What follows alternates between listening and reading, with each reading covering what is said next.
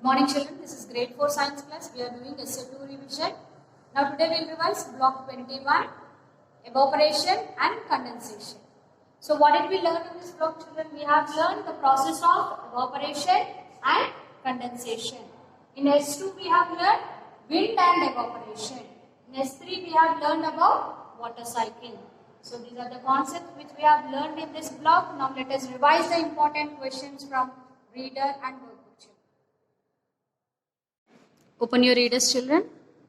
We have learned the process of evaporation and condensation, wind and evaporation and the water cycle, use of a rain gauge. Now we'll see the practice question. Read the lesson thoroughly and learn the practice questions children. From these questions you are going to write first, fifth and seventh one. Learn all the answers. All the answers are very important, but you are going to write first one, fifth and seventh one. So see the first one. Explain the process of evaporation and condensation.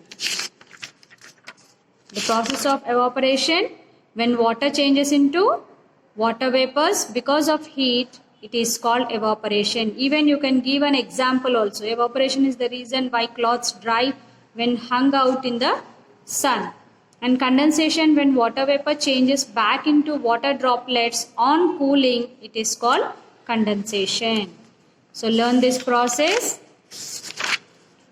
Now see the fifth one. Draw a label diagram of the water cycle. Even you have to practice the water cycle diagram children. Even you should label it.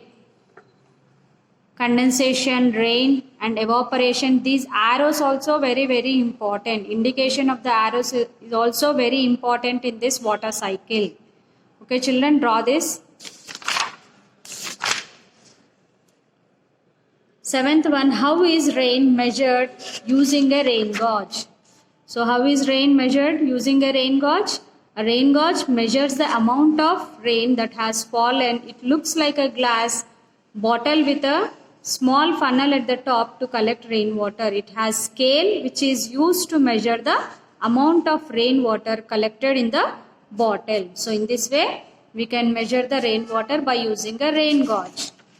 Okay children, learn these answers and write one time in your revision part. Now we'll see the workbook part. Now open your workbook children, S1. So in this we have done activities. So you may get activity.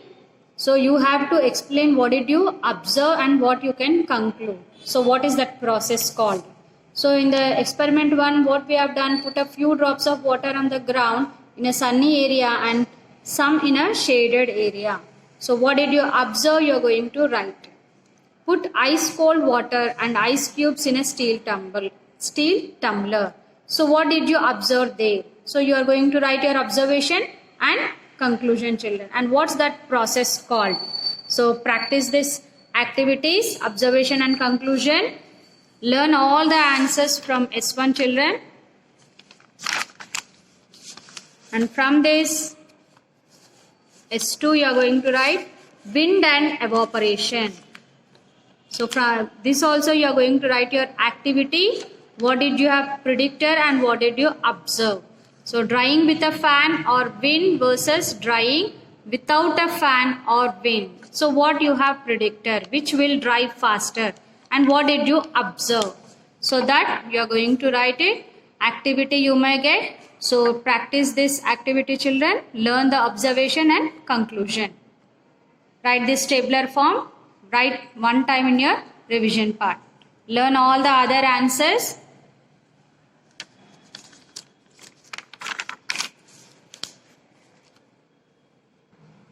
Now S3 water cycle.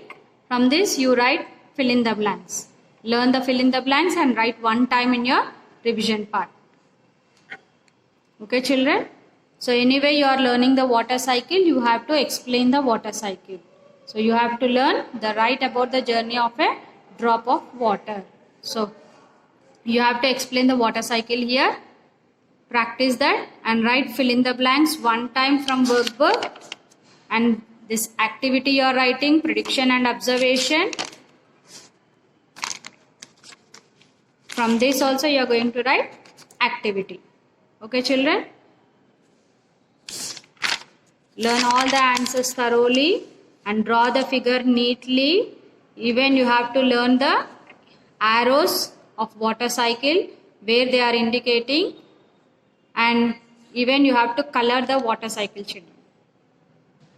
Explain the steps of water cycle and the process of evaporation and condensation. With examples you have to explain. Okay, children, learn thoroughly, read the lesson, do it neatly.